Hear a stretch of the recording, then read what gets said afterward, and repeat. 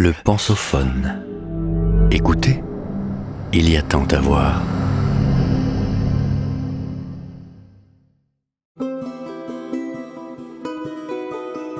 Des Olmecs aux Mayas.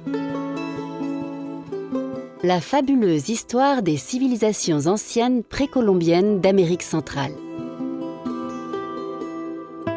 De Valérie Denarnaud-Mayer avec la revue L'Éléphant.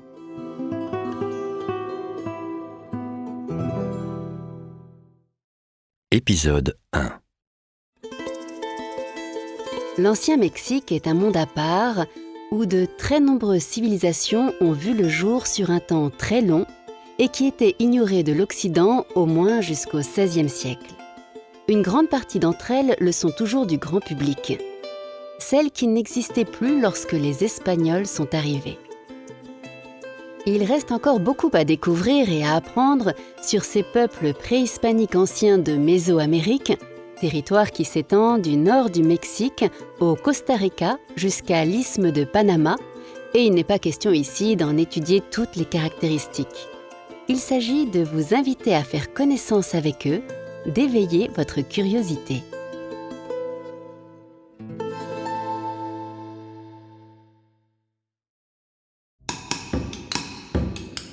Mystérieux Olmecs.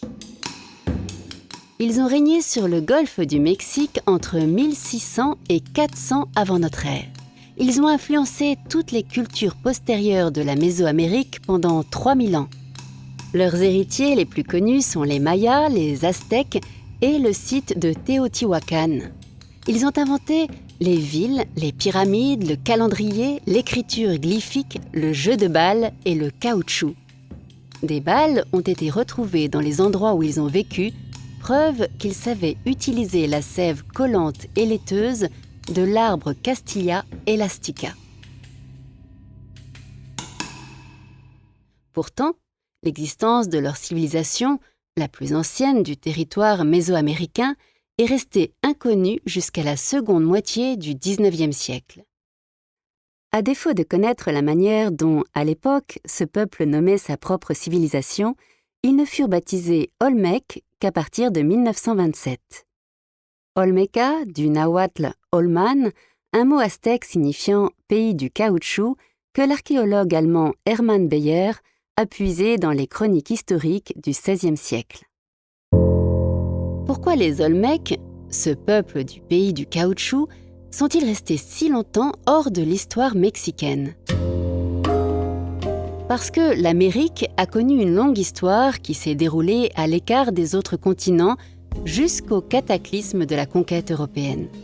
Et lorsque les Espagnols arrivent en Amérique centrale, puis en Amérique du Sud, ils découvrent les cultures qui leur sont contemporaines, pas celles qui ont existé auparavant. Peu après la conquête, ils commencent la compilation d'informations sur ceux qu'ils appellent indigènes, dans le but de mieux comprendre, ou du moins de mieux connaître, ces peuples qu'ils mettent sous leur domination. Ainsi, au XVIe siècle, l'Europe découvre et étudie les civilisations avec lesquelles les conquistadors ont été en contact à leur arrivée sur ce nouveau continent. Voilà pourquoi les Européens en savent beaucoup plus sur les Mayas ou les Aztèques que sur les Olmecs, les Huastèques, les Totonacs, les Toltecs ou les Zapotèques. Ce n'est que beaucoup plus tard que s'éveille l'intérêt des Occidentaux pour les peuples autochtones de cet autre continent. Et encore, cet intérêt se centre-t-il sur la péninsule du Yucatan, c'est-à-dire sur la culture maya. Quant au Mexique, c'est un pays très jeune, qui n'a même pas 2 siècles d'indépendance et qui a d'abord étudié les cultures découvertes par les Espagnols. L'histoire des cultures précolombiennes ayant commencé à s'écrire avec les évangélisateurs.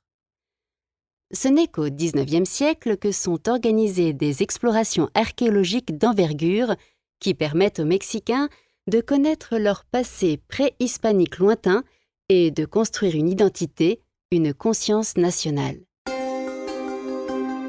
L'intérêt pour les Olmecs est, lui, extrêmement récent. Il date de la seconde moitié du XXe siècle et la recherche les concernant est toujours en construction. Leur écriture n'est pas encore totalement déchiffrée, leur calendrier non plus, leur organisation sociale exacte demeure mystérieuse.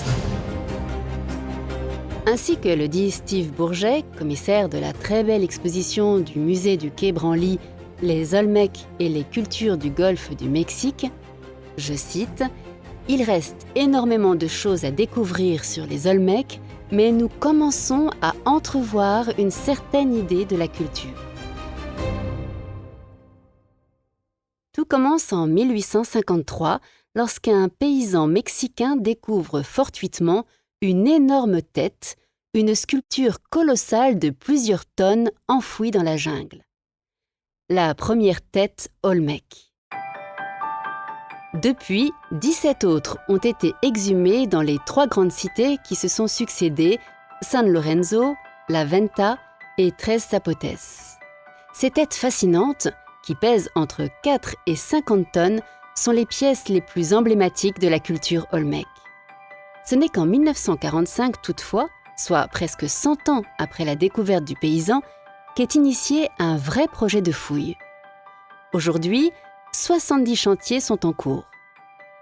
Au Mexique, une large place est maintenant accordée à la culture Olmec dans les musées nationaux et on l'enseigne désormais dès le plus jeune âge dans les écoles.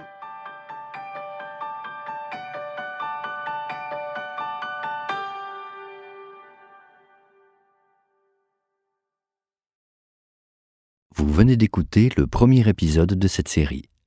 Retrouvez-en l'intégralité sur lepensophone.fr.